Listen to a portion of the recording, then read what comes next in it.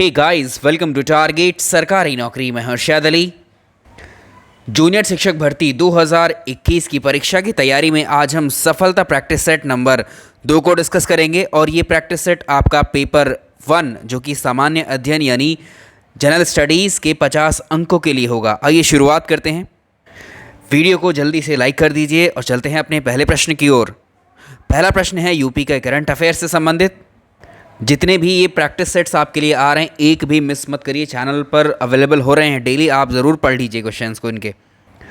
पहला सवाल देखेंगे आज का।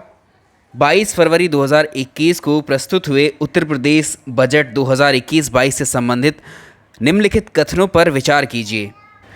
पहला कथन यह स्टेटमेंट है, उत्तर प्रदेश के वित्त मंत्री सतीश महाना ने वित्तीय वर्ष 2021-22 के लिए बजट विधानसभा में पेश किया। अगर पहले स्टेटमेंट की हम बात करें, उत्तर प्रदेश के वित्त मंत्री जो हैं सतीश महाना नहीं हैं, जबकि सुरेश कुमार खन्ना हैं। इस हिसाब से ये पहला स्टेटमेंट गलत हो जाता है। प्रस्तुत बजट का आकार जो है, इस बजट का आकार 5.5 लाख करोड़ रुपए का है। ये बात बिल्कुल सही है और ये उत्तर प्रदेश के इतिहास का सबसे बड़ा बजट है, ये बात भी सही है। और ये उत्तर प्रदेश का पहला पेपरलेस बजट है, मतलब ये एक एप्लीकेशन पर भी अवेलेबल है। बाकी तीनों स्टेटमेंट सही हुए तो इसका आंसर हो जाएगा बी, दूसरा, तीसरा और चौथा। आइए इससे जुड़े हुए कुछ और फैक्ट्स, इस बजट से जुड़े हुए जो सवाल आपकी परीक्षा में पूछे जा सकते हैं उनको भी देख लेते हैं। चलिए ये फैक्ट देखिए, उत्तर प्रदेश के जो वित्त मंत्री हैं वो कौन है? सुरेश कुमार खन्ना हैं, जिन्होंने ये बजट पेश किया है। और इस बजट का आकार 5,50,270 करोड़ रुपए का है। यूपी के इतिहास का सबसे बड़ा बजट है ये। और इसमें प्रधानमंत्री किसान सम्मान निधि योजना जो है, इस बजट के अंतर्गत प्रदेश में यूपी में 2,40,00,000 किसानों को, ये याद रखना कितने किसानों को, 2,40,00,000 किसानों को 27,123 करोड़ रुपए से अधिक धनराशि का भुगतान डीबीटी के माध्यम से किसानों के बैंक खातों में किया गया।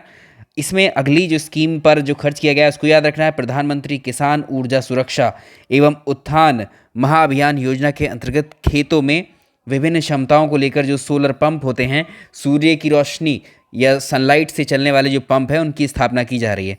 और साल 2021-22 के लिए 15,000 सोलर पंपों की स्थापना करने का लक्ष्य है। तो लक्ष्य याद रखेंगे, कितने पंपों लगाने का लक्ष्य है इस योजना के अंतर्गत?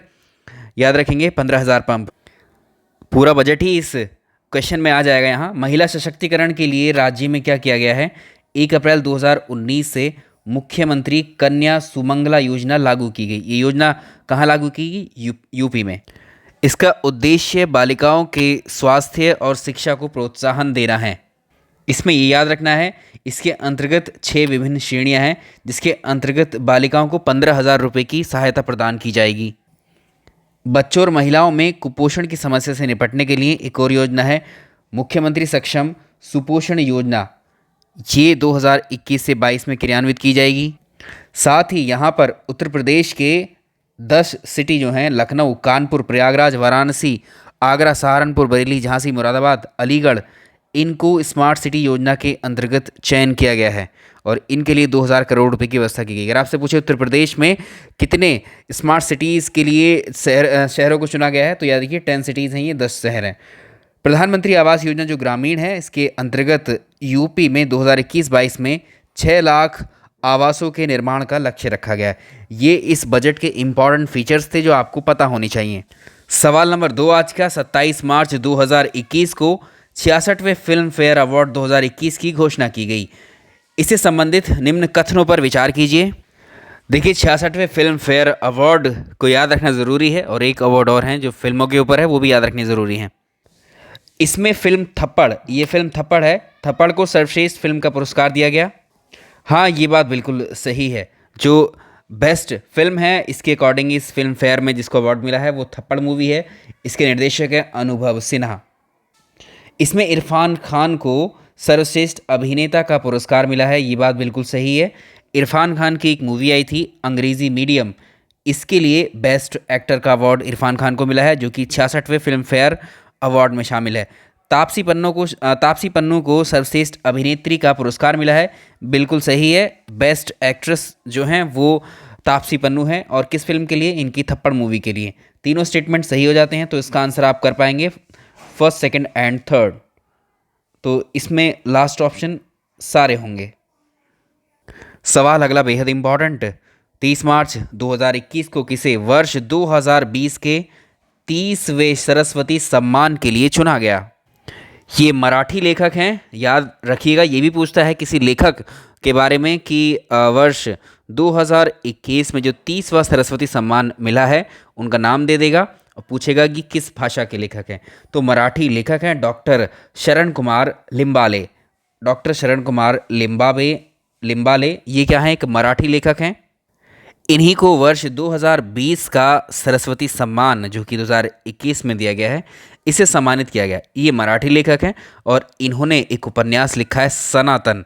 इसी सनातन उपन्यास के लिए इनको 30वां सरस्वती सम्मान दिया गया है। 29वां सरस्वती सम्मान 2019 में दिया गया था, वो वासुदेव मोही को मिला था। उनका एक कहानी का कलेक्शन था चेकबुक नाम से। नेक्स्ट वन इंपॉर्टेंट है। 14 मार्च 2021 को लक्ष्मण पाई का निधन हुआ है। ये कौन थे? ये बहुत बड़ी शख्सियत थी जिनका निधन हुआ है, लक्ष्मण पाई। तो ये एक बहुत बड़े चित्रकार थे हमारे देश के। चित्रकारी इतनी अद्भुत कि इन्हें पद्म भूषण, पद्म श्री, बहुत सारे पुरस्कार इनको मिले हैं, हमारे देश के भी और अलग अलग देशों से भी। तो इसका आंसर होगा ऑप्शन सी, चित्रकार थे। अगला देखिए, ये पुरस्कार है फिल्मों के ऊपर 67वें राष्ट्रीय फिल्म पुरस्कार। ये भी आपको याद रखने है और फिल्म फेयर भी जो हमने पहले क्वेश्चन किया है इससे, वो भी याद रखना है। 22 मार्च 2021 को 67वें राष्ट्रीय फिल्म पुरस्कार 2019 की घोषणा की गई। इनसे संबंधित कथनों पर विचार कीजिए। इसमें धनुष और मनोज बाजपेयी को कंबाइंडली सर्वश्रेष्ठ अभिनेता का पुरस्कार प्रदान किया गया। देखिए, इसमें जो 67वें राष्ट्रीय फिल्म पुरस्कार 2019 हैं, इसमें दो हीरो को, इसमें एक तो धनुष को जो मिला है इनके फिल्म असुरन के लिए मिला है, तमिल मूवी है। दूसरी मनोज वाजपेयी को जो मिला है वो इनकी मूवी है भोंसले, नाम है उस मूवी का, ठीक है। तो दोनों को बेस्ट एक्टर का मिला है, तो ये स्टेटमेंट सही है। सर्वाधिक फिल्म अनुकूल राज्य का पुरस्कार मध्य प्रदेश को प्रदान किया गया है। सर्वाधिक फिल्म अनुकूल राज्य का पुरस्कार मध्य प्रदेश को नहीं मिला है, ये सिक्किम को गया है। तो इसमें दूसरा स्टेटमेंट गलत। कंगना रनौत को सर्वश्रेष्ठ अभिनेत्री का पुरस्कार दिया गया। हाँ बिल्कुल, इनकी एक फिल्म आई थी मणिकर्णिका के लिए, ठीक है। तो ये ठीक हो गए, पहला और तीसरा सही है इसका आंसर। अगर इसमें 67वें राष्ट्रीय फिल्म पुरस्कार में पूछे बेस्ट फिल्म का, सर्वश्रेष्ठ फिल्म का पुरस्कार किसको मिला है, इस फिल्म का नाम है मरक्कर, ठीक है। बेस्ट फिल्म, इसको याद रखेंगे साथ में। नेक्स्ट, 2 मार्च 2021 में केंद्र सरकार ने 2020 के गांधी शांति पुरस्कार की घोषणा की। 2020 में ये पुरस्कार किसे प्रदान किया गया? भाई इंपॉर्टेंट, मार्क कर लीजिए इस पुरस्कार को। इसमें क्या हुआ है, केंद्र सरकार के द्वारा वर्ष 2019 का तथा 2020 का जो गांधी शांति पुरस्कार है इसका अनाउंसमेंट किया। इसमें याद रखना, वर्ष 2019 का ये पुरस्कार ओमान के सुल्तान काबूस बिन सैद अल सैद को प्रदान किया गया। और 2020 का ये पुरस्कार बांग्लादेश के संस्थापक रहे और प्रथम राष्ट्रपति बांग्लादेश के शेख मुजीबुर रहमान को दिया गया। भाई गांधी शांति पुरस्कार है तो ये किस लिए दिया जाएगा? ये पुरस्कार इनके अहिंसक और गांधीवादी तरीकों के माध्यम से सामाजिक, धार्मिक और राजनीतिक परिवर्तन करके एक तरीके से समाज में उत्कृष्ट योगदान देने के लिए दिया जाता है। ये इम्पॉर्टेंट इसलिए भी है क्योंकि इसमें पुरस्कार की जो राशि है वो 1 करोड़ रुपए है, ठीक है। पुरस्कार राशि इसमें जो दी जाती है वो 1 करोड़ दी जाती है। इसका आंसर अब आप कर लेंगे शेख मुजीबुर रहमान। अगला प्रश्न भी यूपी से संबंधित है, करंट अफेयर्स में देखिए। 15 मार्च 2021 को राष्ट्रीय स्वच्छ गंगा मिशन और उत्तर प्रदेश जल निगम और Messrs GA infra private limited और लाहौटी बिडकॉन लिमिटेड के बीच में उत्तर प्रदेश के किस शहर में सीवेज शोधन संयंत्र के विकास के लिए त्रिपक्षीय रियायत अनुबंध पर हस्ताक्षर किए गए हैं?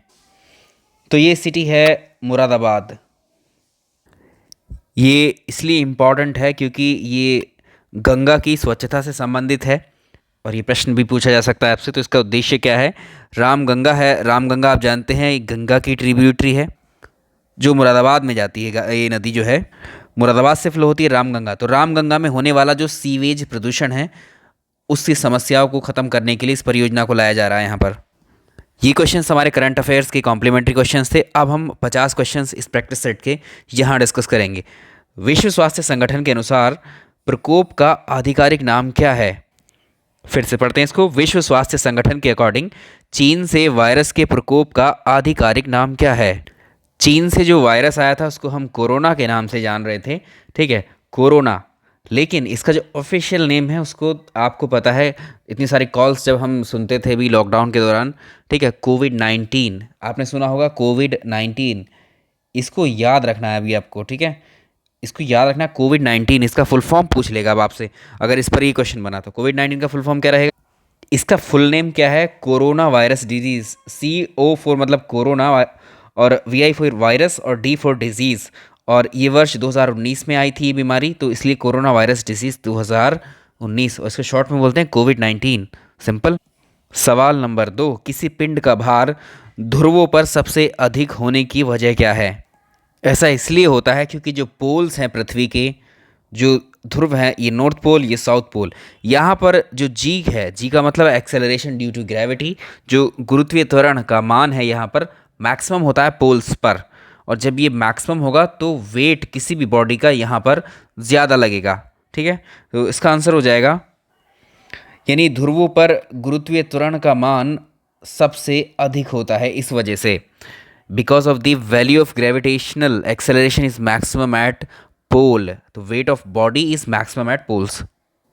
नेक्स्ट, निम्नलिखित में से किस तापमान पर पाठ्यांक यानी रीडिंग्स जो सेल्सियस और फ़ारेनहाइट स्केल होते हैं इसमें एक ही जैसी रीडिंग शो करते हैं? और ये आप पहले पढ़ चुके हैं, ये है -40 डिग्री सेल्सियस। नेक्स्ट, निम्नलिखित में से कौन सा एक भौतिक परिवर्तन है, यानी फिजिकल चेंज आपको बताना है कौन सा है? दो तरह के चेंजेस होते हैं, एक तो फिजिकल चेंज होते हैं जिन्हें हम भौतिक परिवर्तन बोलते हैं, दूसरे होते हैं केमिकल चेंज जिन्हें हम रासायनिक परिवर्तन बोलते हैं। तो इसमें से बताना है कौन सा भौतिक परिवर्तन है। देखिए, ऐसा भी कोई भी ऐसा परिवर्तन, ऐसा चेंज जिसमें कोई नया उत्पाद, यानी एक चीज़ है हमारे पास, इसमें ऐसे चेंजेस किए जाएं इसमें कोई नया उत्पाद, नया प्रोडक्ट ना बनता हो, ठीक है, और ये रिवर्सिबल भी हो, यानी रिवर्सिबल का मतलब है, मतलब इसकी हमने चेंज किया है, इसको, इसमें जो चेंजेस परिवर्तन किए हैं, जो नया शेप आया है इसका, ठीक है, कुछ भी हो इसमें, अगर इसको फिर से चेंज करें तो वापस से वो उसी में बदल जाए। और इसमें साथ ही जो अमाउंट है वो उसकी मात्रा भी सेम ही होनी चाहिए।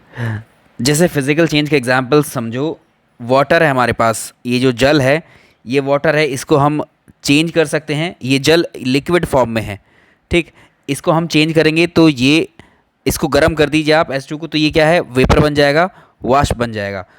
बाद में इस वाष्प को आप फिर से इसको लिक्विड में ही कन्वर्ट कर सकते हैं। ऐसे ही अगर और देखें तो जितने भी सॉल्यूशंस होंगे, जैसे पानी और चीनी का घोल भी भौतिक परिवर्तन का एग्जाम्पल है, नमक और पानी का घोल भी भौतिक परिवर्तन का ही एग्जाम्पल है, बर्फ़ का पिघलना भी, मेल्टिंग ऑफ आइस, बर्फ़ पिघल कर पानी बन जाती है और पानी को फिर से जमाएंगे तो वो वापस से बर्फ़ बन जाएगा वही। जल का उबालना, बॉइलिंग ऑफ वाटर भी फिज़िकल चेंज ही है। और हम बात करेंगे इसकी सब्लिमेशन की, या फिर इसको हिंदी में हम बोलेंगे उधर्वपातन जो है, ये भी क्या है, एक फिज़िकल चेंज है। सब्लिमेशन को समझते हैं। अगर हम किसी सॉलिड को गर्म करते हैं, गर्म करने पर अगर वो डायरेक्टली ही वेपर बनने लगे, वाष्प बन जाए, तो इसको बोलते हैं सब्लिमेशन। तो ऐसा होता है जब हम सामान्यतः जो हमारे पास ठोस सब्सटेंस होते हैं, जो सॉलिड्स होते हैं, उनको अगर हम गर्म करते हैं तो सामान्यतः नॉर्मल में क्या होता है, पहले किसी ठोस को अगर आप गर्म करोगे तो वो पहले लिक्विड में कन्वर्ट होगा, फिर लिक्विड से यानी द्रव में कन्वर्ट होकर के फिर से वो वाष्प अवस्था में बदलता है। लेकिन जो सब्लिमेशन प्रोसेस है, इसमें क्या होता है, ऐसे पदार्थ जिनको अगर हम गर्म कर दें तो गर्म करने पर ये डायरेक्टली वेपर बन जाएं, यानी इंटरमीडिएट स्टेज एक इनमें जो आ रही थी कि ठोस से पहले लिक्विड बनेंगे, लिक्विड बनने के बाद में वो वाष्प बन के उड़ जाएंगे, ऐसा नहीं, डायरेक्टली अगर ठोस से वेपर बन रहा है कोई पदार्थ गर्म करने पर, ठीक है, फिर से सुन लीजिए, किसी सॉलिड को गर्म करने पर अगर वो ठोस से उसकी अवस्था डायरेक्टली हमें वाष्प वाली, वेपर वाली मिल जा रही है, तो इस प्रोसेस को हम बोलेंगे सब्लिमेशन। तो ये याद रखिएगा, अगर हम कपूर, आपने देखा होगा कपूर या आयोडीन को जब हम गर्म करते हैं तो ये क्या होते हैं, धीरे धीरे ये कम होने लगते हैं, इनकी मात्रा कम होने लगती है, यानी ये वाष्प बनकर गायब होने लगते हैं। अब हम बात कर रहे थे केमिकल चेंजेस की, ये तो हो गए फिजिकल चेंजेस, ठीक। अब जो केमिकल चेंजेस पर भी क्वेश्चन पूछ लेता है कि यहाँ पर बोल रहा है कि इसमें से कौन सा रासायनिक परिवर्तन है, तो ये तीनों एग्जाम्पल जो है, लोहे में जंग लगना, रस्टिंग ऑफ आयरन, कागज़ का जलना, ठीक है, बर्निंग ऑफ पेपर, और दूध का स्कंदन, यानी मिल्क को जो है हम कर्ड में जो कन्वर्ट कर देते हैं दही में, तो ये तीनों क्या है, ये केमिकल चेंजेस हैं, ठीक है। इसमें क्या होता है, केमिकल चेंजेस में नए उत्पाद बनते हैं, ठीक है, और ये रिवर्सिबल भी नहीं, जो उत्पाद बन गया फिर से वापस से उसी कंडीशन में नहीं आ सकता।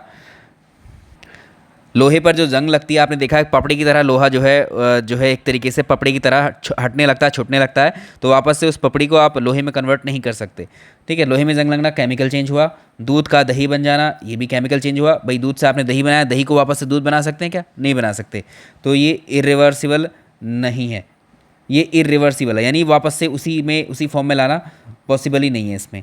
और हम अब लास्ट देखेंगे, कागज़ का जलना, ये क्या है, कागज़ को एक बार आपने जलाया, वो राख बन गया, राख को फिर से कागज़ नहीं बनाया जा सकता।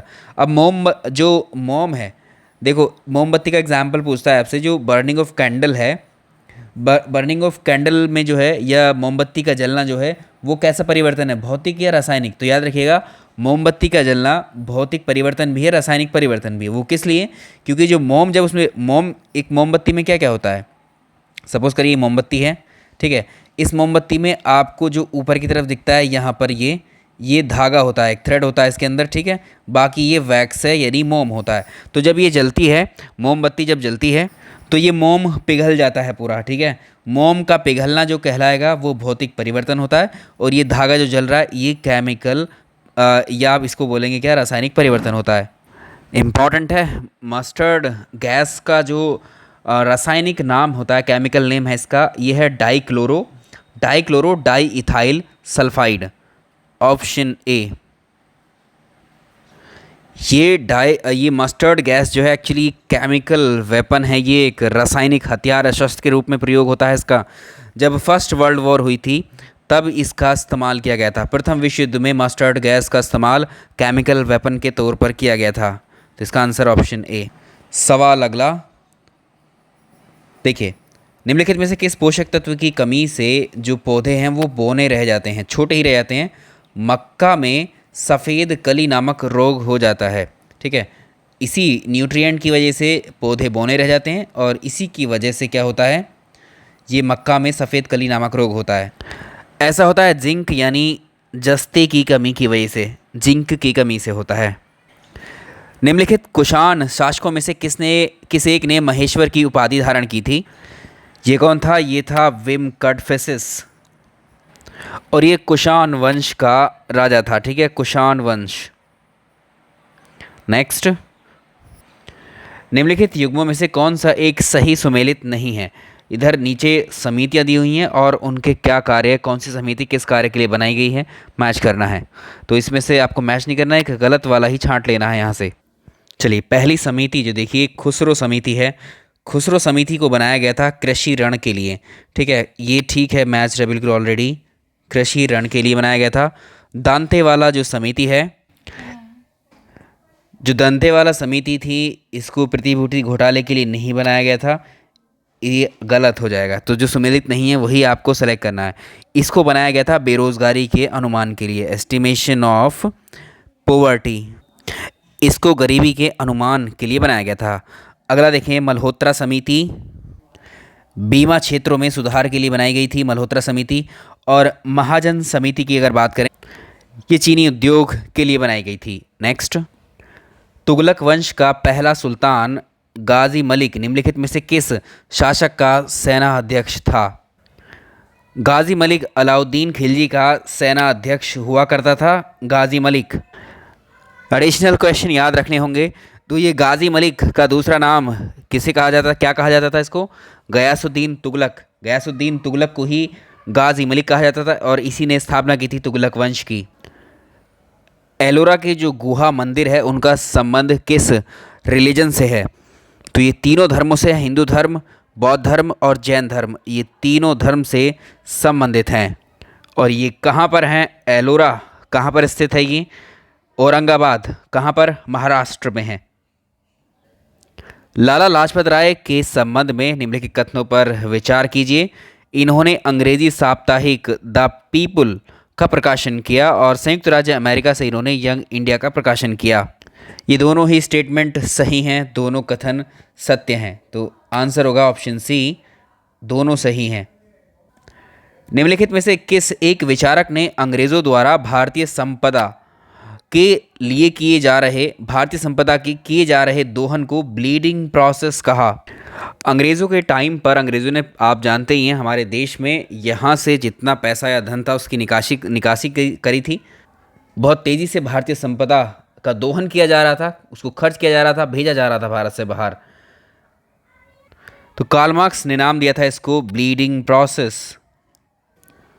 तो अगर हम बात करें, दादा भाई नौरोजी ने सबसे पहले धन निष्कासन सिद्धांत का वर्णन किया था, यानी थ्योरी ऑफ इकोनॉमिक एक्सप्लॉयटेशन किसने दिया था? ये दादा भाई नौरोजी ने दिया था। ये क्वेश्चन भी पूछा हुआ है आपसे परीक्षा में। शहीद भगत सिंह का दाह संस्कार अंग्रेज़ों के द्वारा किस नदी के तट पर किया गया था?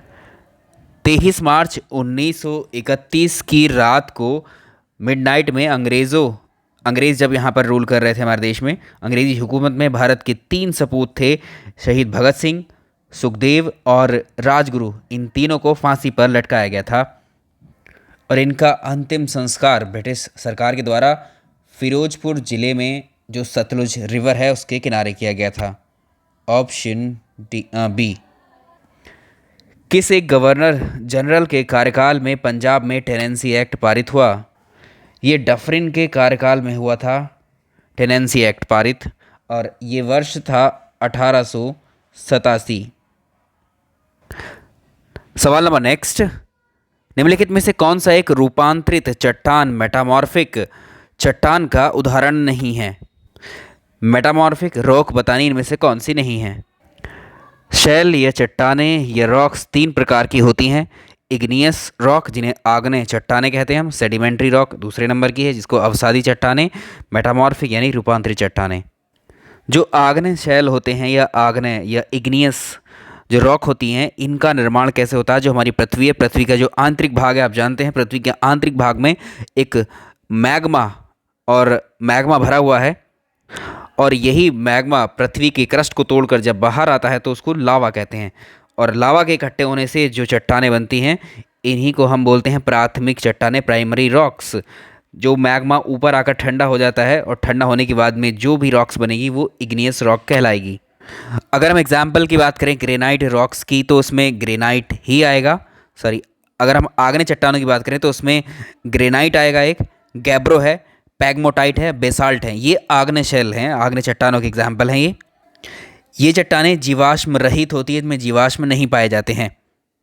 तो ऐसी चट्टानें कहाँ मिलेंगी? जहाँ पर ज्वालामुखी क्रिया जिन क्षेत्रों में होती हैं वहाँ पर इस तरह के रॉक्स मिलती हैं। अगर हम इनकी सेडिमेंट्री रॉक्स यानी अवसादी चट्टानों की बात करते हैं तो इसमें वनस्पति और जीव जंतुओं के जीवाश्म बड़ी मात्रा में इसमें पाए जाते हैं, फॉसिल्स। इसमें याद रखिएगा, इसमें फॉसिल्स या जीवाश्म पाए जाते हैं, इसमें फॉसिल्स नहीं पाए जाते हैं। इसमें कौन कौन सी आएंगी? इसमें देखिए चूना पत्थर है, कोयला है। जो तीसरे प्रकार की मेटामॉर्फिक में आती हैं स्लेट, संगमरमर और जो आपकी क्वार्ट्ज है, ये तीनों आती हैं। ठीक है, ये तीनों किस में आती हैं? मेटामॉर्फिक में आती हैं। लेकिन ग्रेनाइट हमने अभी बताया है ये क्या है? इग्नियस रॉक है। ठीक है, ये इग्नियस रॉक है, ये आग्नेय चट्टान है। तो जो मेटामॉर्फिक नहीं है हमें वही बताना है, तो आंसर होगा डी। इनमें से कौन सी नदी है जिसे तेल नदी या ऑयल रिवर के नाम से जानते हैं? रिवर ऑफ ऑयल या ऑयल रिवर, इनमें से कौन सी नदी को कहा जाता है? तो ये है नाइजर नदी है ये, ऑप्शन डी, और ये अफ्रीका कॉन्टिनेंट की नदी है। निम्नलिखित बंदरगाहों में से कौन सा एक जुआरी नदी के तट पर स्थित है? इसको याद रखेंगे अगर इससे पूछें कि ये कहाँ पर है, ये जो गोवा में है ये एक्चुअली, और जो इसमें मरमू गोवा बंदरगाह, ये जुआरी नदी जो कि गोवा में है, इस नदी के तट पर स्थित है। केल्विन मान से मानव शरीर का सामान्य ताप कितना होता है? तो इसको याद रखिएगा। मानव शरीर का जो सामान्य ताप है, the normal temperature of human body, इनको हम तीनों स्केल पर देख लेते हैं। तो देखिए फ़ारेनहाइट स्केल पर देखेंगे तो 98.6 Fahrenheit degree Fahrenheit 98.6 degree Fahrenheit temperature human body का होता है। ये फ़ारेनहाइट स्केल पर होता है। इसी को अगर आप कन्वर्ट करोगे, कन्वर्जन के बाद में सेल्सियस में लेकर के आओगे तो ये कितना होता है 37 डिग्री सेल्सियस। और इसी टेम्परेचर को अगर हम केल्विन पे देखें तो ये कितना होगा 310 केल्विन। आपसे पूछा है केल्विन वैल्यू, केल्विन मान आपको बताना है, तो 310 केल्विन। ठीक है, इनमें पूछ सकता है, इनमें भी पूछ सकता है, प्रश्न बनते ही हैं। तो ये केल्विन के स्केल पर है। बंकी टॉप रोग निम्न में से किस एक फल में लगता है? बंकी टॉप रोग जो है ये रोग केले में होता है, ऑप्शन सी। तो बनाना बंकी टॉप या बंकी टॉप डिजीज़ जो है केले में होती है। ये इसको BBTV बोलते हैं, इस वायरस को बनाना बंची या बंकी, बनाना बंकी टॉप वायरस, इसको याद रखेंगे BBTV। बनाना इसका मतलब है बनाना, इसका मतलब है बंकी, और T for top, V for virus. निम्नलिखित विटामिन में से किस एक का रासायनिक नाम पायरिडॉक्सिन है? ये विटामिन B6 है। विटामिन बी कॉम्प्लेक्स में विटामिन B6 का नाम है पायरिडॉक्सिन। आइकोनोग्राफी के अंतर्गत किसका अध्ययन किया जाता है? आइकोनोग्राफी जो होती है ये प्रतिमाएं जो होती हैं, ठीक है, प्रतिमाएं, स्टैचू और जो पेंटिंग्स होती हैं, इनके अध्ययन को बोलते हैं आइकोनोग्राफी। तो इसका आंसर होगा प्रतिमाओं और चित्रकलाओं का अध्ययन कहलाता है, यानी study of statute and paintings. पहली बार मानव विकास सूचकांक UNDP के द्वारा कब पेश किया गया था? जो ह्यूमन डेवलपमेंट इंडेक्स है, ह्यूमन डेवलपमेंट इंडेक्स, ये क्वेश्चन मैंने आपको कल भी करवाया था। ह्यूमन डेवलपमेंट इंडेक्स जो है, या इसको हम HDI बोलते हैं, इसको पहली बार कब पेश किया गया था? ये वर्ष 1990 में पेश किया गया था, 1990 में। मानव विकास सूचकांक का प्रतिपादन वर्ष 1990 में महबूब उल हक ने किया था। उत्तर प्रदेश का कौन सा जिला ऐसा है जो बांसुरी उद्योग के लिए फेमस है? तो ये है पीलीभीत डिस्ट्रिक्ट, पीलीभीत। इसमें मुरादाबाद है पीतल के सामान बनाने के लिए, पीतल नगरी कहा जाता है मुरादाबाद को। मेरठ है स्पोर्ट्स के सामान बनाने के लिए, ठीक है, स्पोर्ट्स के सामान बनाने के लिए। और ये ब्रास सिटी कही जाती है इंडिया की, पीतल नगरी। सूची 1 को सूची 2 से आपको मैच करना है। इधर आपको यहाँ दिए हुए हैं विषय, सब्जेक्ट, और यहाँ पर दिए हुए हैं आपको, यानी हमने कुछ ऐसे प्रावधान दूसरे देशों के संविधान से लिए हैं, ये बोरो किए हुए हैं, और ये किस देश के संविधान की बात की गई है वो इस साइड में है। समवर्ती सूची यानी कॉन्करेंट लिस्ट को हमने कहाँ से लिया है? इसको हमने ऑस्ट्रेलिया के संविधान से बोरो किया है। समवर्ती सूची को ऑस्ट्रेलिया के संविधान से लिया है। मंत्रिमंडलीय विस्तार, कैबिनेट फॉर्म ऑफ गवर्नमेंट, ये कहाँ से लिया है? जो हमारे देश में कैबिनेट सिस्टम चलता है वो भी हमने कहाँ से लिया है? ब्रिटेन से लिया है। केंद्र और राज्य संबंध, या इसको कहेंगे सेंटर स्टेट रिलेशंस, हमने कहाँ से लिए हैं? कनाडा से लिए हैं। विधि द्वारा स्थापित प्रक्रिया, प्रोसीजर एस्टैब्लिश्ड बाय लॉ, ये हमने जापान से लिया है। वर्ष 2001 से 11 के दशक में, यानी इन 10 सालों में भारत में जनसंख्या वृद्धि दर कितनी रही? वर्ष 2001 में जो जनसंख्या थी भारत की और 2011 में जो जनसंख्या है, इसमें कितने परसेंट का इंक्रीमेंट हुआ? 17.7% है ये। निम्नलिखित समूहों में से किस एक के देशों में से भूमध्य रेखा नहीं गुजरती है? इक्वेटर लाइन आपको बताना है इनमें से इक्वेटर लाइन बताना है इनमें से किससे गुजरती है। इक्वेटर लाइन पर क्वेश्चन हमने पहले भी किया है। ये 13 देशों से होकर के गुजरती है, जिसमें इक्वाडोर भी है, इक्वाडोर है, कोलंबिया, ब्राज़ील है, और एक साओ टोम एंड प्रिंसी है, गैबन, रिपब्लिक ऑफ कॉन्गो है, डेमोक्रेटिक रिपब्लिक ऑफ कॉन्गो है, Uganda, Kenya, Somalia, Maldives, Indonesia और किरिबाती हैं। तो इसमें बी ऑप्शन देखो जरा, कोलंबिया, केनिया और इंडोनेशिया, इनसे होकर के गुजरती है। निम्नलिखित में से कौन सा युग्म सुमेलित नहीं है? आर्टिकल 26 में क्या बताया गया? धार्मिक कार्य प्रबंधन की स्वतंत्रता। इसका मतलब है आर्टिकल 26 का मतलब है freedom to manage religious affairs, ठीक है। तो धार्मिक कार्य प्रबंधन की स्वतंत्रता, ये सही बात है। आर्टिकल 29 है अल्पसंख्यक वर्गों के हितों का संरक्षण। आर्टिकल 29 प्रोटेक्ट करता है इंटरेस्ट ऑफ माइनॉरिटीज़, यानी अल्पसंख्यकों के वर्गों का अल्पसंख्यक वर्गों के हितों का संरक्षण, ये भी सही है। आर्टिकल 24 में देखिए मानव के दुर्व्यापार और बलात्श्रम का प्रतिबंध, ये बात गलत है और ये गलत वाला ही चुनना है। एक्चुअली आर्टिकल 24 या अनुच्छेद 24 है, ये हमने सारे अनुच्छेद अभी डिस्कस किए थे।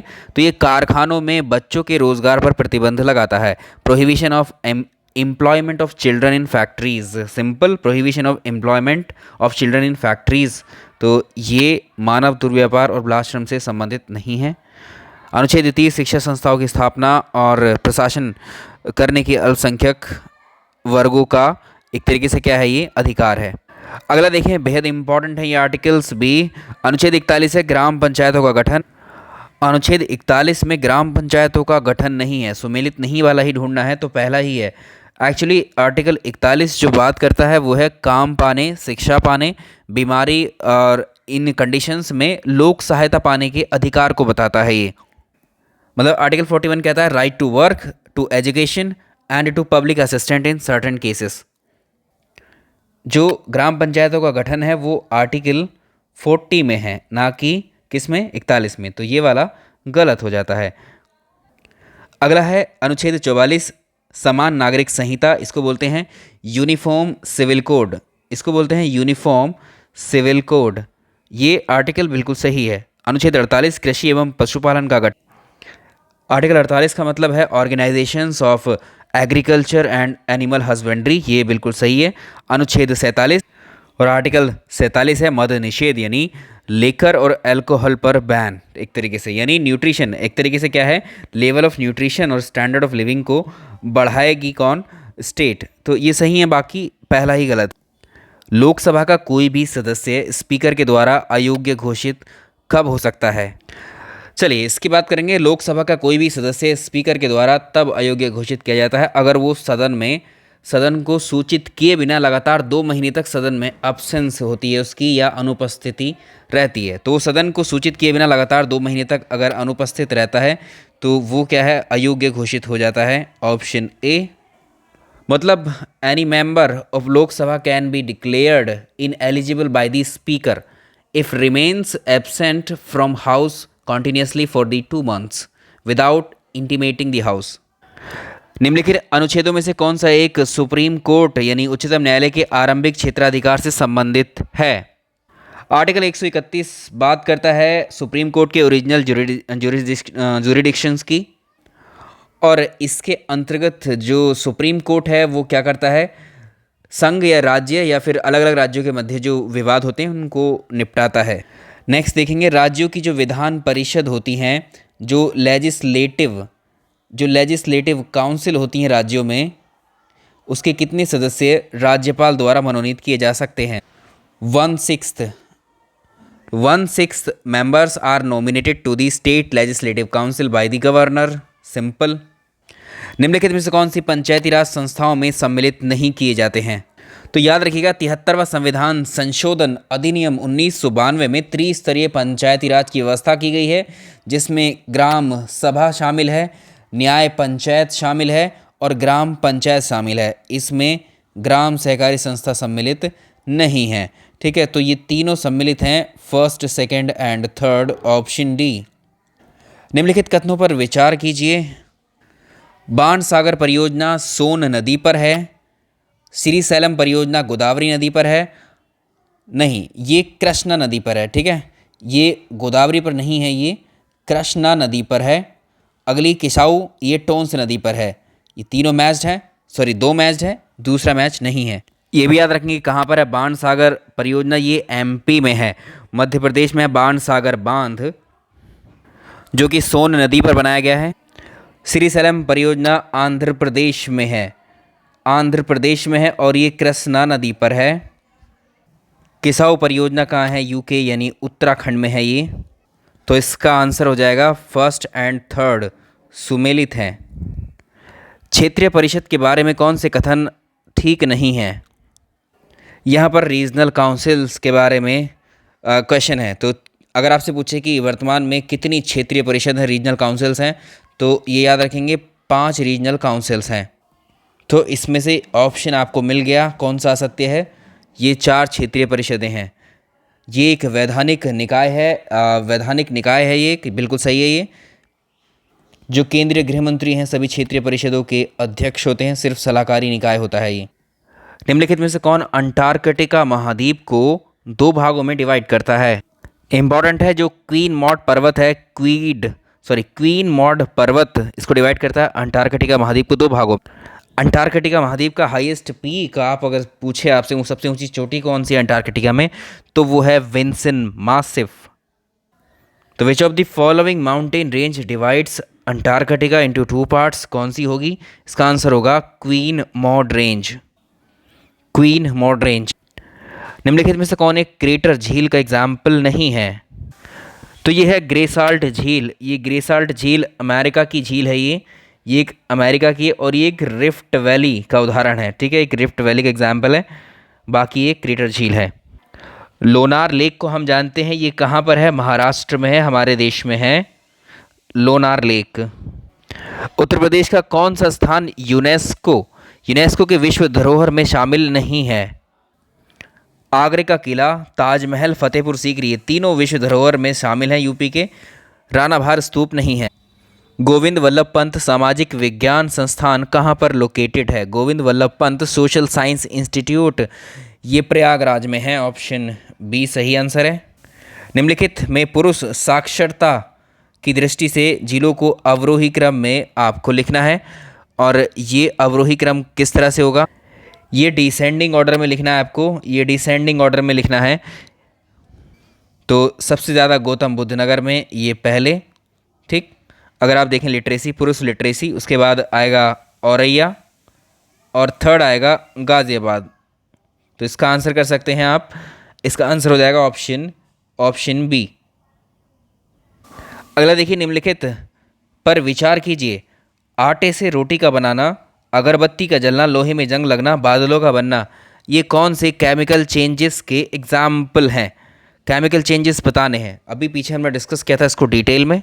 हमने बताया केमिकल चेंजेस में जो भी आपके पास चीज़ होगी कोई, उसको जब आप इसमें चेंज करेंगे तो वो एक दूसरा ही प्रोडक्ट उससे मिलेगा। आटे से जब आप रोटियां बनाते हैं, आटा अलग है, रोटी अलग है, ठीक है। जब आटे से रोटी बनाएंगे, दोनों अलग अलग प्रोडक्ट हैं, क्या उस रोटी से फिर से आटा बनाया जा सकता है? नहीं। तो ये क्या है? केमिकल चेंज है। अगरबत्ती का जलना, अगरबत्ती पूरी जल जाती है और जल करके राख हो जाती है, तो ये क्या है? केमिकल चेंज, यानी राख में परिवर्तित हो गई, यानी नया प्रोडक्ट बन गया। उस प्रोडक्ट से वापस से हम उस राख से वापस से अगरबत्ती नहीं बना सकते। लोहे में जंग लगना, जंग लग करके उसकी परत, लेयर्स निकलने लगती हैं, तो ये भी क्या है? केमिकल चेंज है। बादलों का बनना, बादलों का बनना क्या है? बादल कैसे बनते हैं? एक तरीके से जो हमारे यहाँ महासागर है पृथ्वी पर, ठीक है, ये पृथ्वी पर जो जल है, जल का क्या होगा? ये वाष्प बन करके है कहाँ पहुँचेगा? एटमॉस्फेयर में पहुँचेगा। उसके बाद में वो क्या है? बादलों में कन्वर्ट हो जाएगा। बादलों में कन्वर्ट होने के बाद वो फिर से पानी, यानी शुरुआत में वो पानी था, बाद में भी वो पानी ही बन गया। यानी जो शुरुआती स्टेट थी, वो प्रारंभिक अवस्था थी, उसी प्रारंभिक अवस्था में वो वापस आ गया। ये होते हैं आपके फिजिकल चेंज। तो ये फिजिकल चेंज का एग्जाम्पल है। तो इसमें आपको बताना है उपयुक्त में से कौन से रासायनिक परिवर्तन के एग्जाम्पल हैं? 1, 2, 3। आंसर होगा ऑप्शन ये। तो अब आप कर सकते हैं फिजिकल केमिकल चेंजेस क्या होते हैं। निम्नलिखित में से कौन सा पदार्थ एक निश्चेतक नहीं है? एनेस्थेशिया होता है, इसका मतलब निश्चेतक का मतलब एनेस्थेटिक, जो बेहोशी के लिए इस्तेमाल किए जाते हैं पदार्थ। तो इनमें से कौन सा नहीं है आपको बताना है। अगर हम देखें इसमें स्ट्रेप्टोमाइसिन, स्ट्रेप्टोमाइसिन नहीं है। स्ट्रेप्टोमाइसिन एक एंटीबायोटिक दवाई है। बाकी नाइट्रस ऑक्साइड, डाइथाइल ईथर और क्लोरोफॉर्म, ये सब क्या है? निश्चेतक हैं, बेहोशी के लिए यूज़ किए जाने वाले पदार्थ हैं। वीडॉल टेस्ट किसके लिए करवाया जाता है? वीडॉल टेस्ट जब टाइफाइड आपको होता है तो डॉक्टर आपको क्या लिख करके देता है? वीडॉल का टेस्ट, वीडॉल टेस्ट होता है। रोगाणुओं को नष्ट कर संक्रमण से मनुष्य की सुरक्षा करने वाले लिम्फोसाइट्स कहाँ पर पाए जाते हैं? लिम्फोसाइट्स कहाँ पर पाए जाते हैं? ये इम्पॉर्टेंट है। ये लसिका में पाए जाते हैं, लसिका में पाए जाते हैं। क्या इसको कहेंगे? लिम्फ्स। चुंबकीय क्षेत्र की माप की इकाई यूनिट बतानी है, क्या होती? यूनिट ऑफ मैग्नेटिक फील्ड, इसकी यूनिट होती है टेस्ला। मैग्नेटिक फील्ड की यूनिट होती है टेस्ला। वोल्ट होती है किसकी? वोल्टेज की, वोल्टेज की होती है ओम किसकी होती है? रेजिस्टेंस की। ये होती किसकी? रेजिस्टेंस की। एम्पियर होती है करंट की। एम्पियर कई बार पूछा हुआ है आपसे परीक्षाओं में। नेक्स्ट, स्ट्रैबो के द्वारा लिखी गई पुस्तक कौन सी है? ये है जोग्राफिया। जो पैरेलल लाइन से लिखी थी प्लूटार्क ने, ये लिखी थी किसने? प्लूटार्क ने, ये भी याद रखेंगे, पैरेलल लाइंस। अगली है देखिए, ज्योग्राफी लिखी है टॉलमी ने, टॉलमी ने लिखी है। और नेचुरल हिस्टोरिका ये लिखी है प्लिनी ने। अमीर आखुर से क्या मतलब होता है? अमीर आखुर, अमीर आखुर का मतलब होता है अस्तबल का प्रमुख, अस्तबल का प्रमुख। यानी ऐसी जगह जो जहाँ पर घोड़े रहते हैं और उनकी देखभाल के लिए जो व्यक्ति अपॉइंट किया जाता है उसको बोलते हैं अमीर आखुर। प्लाज्मा झिल्ली किसकी बनी होती है? प्लाज्मा झिल्ली बनी होती है फॉस्फोलिपिड से, फॉस्फोलिपिड बाई लेयर की बनी होती है। हृदय की धड़कन को नियंत्रित करने के लिए कौन सा खनिज आवश्यक होता है? The mineral that are essential to control heart beat is potassium, calcium and magnesium. तो इसका आंसर होगा मैग्नीशियम। लास्ट क्वेश्चन, ऋग्वैदिक कालीन संस्थाओं की, ऋग्वेद काल की जो संस्थाएं थी उसकी तुलना आधुनिक लोकसभा से की जाती है, वो कौन सी है? ऋग्वेद काल में दो समितियां हुआ करती थी, सॉरी, दो संस्थाएं हुआ करती थी, एक सभा और एक समिति। तो जिसमें समिति जो है इसकी तुलना आधुनिक भारत की जो लोकसभा है इससे किया जाता है। तो इसका आंसर होगा ऑप्शन डी, समिति। इसका पीडीएफ ये वाला आप क्लास के बाद का पीडीएफ डाउनलोड कर सकते हैं। डिस्क्रिप्शन में लिंक है, या इसका लिंक हम टेलीग्राम में भी रख देंगे, वहाँ से डाउनलोड कर सकते हैं। जिसको ज़रूरत है वो कर लीजिए, जिनको नहीं लगता है, नहीं चाहिए तो नहीं भी कीजिए।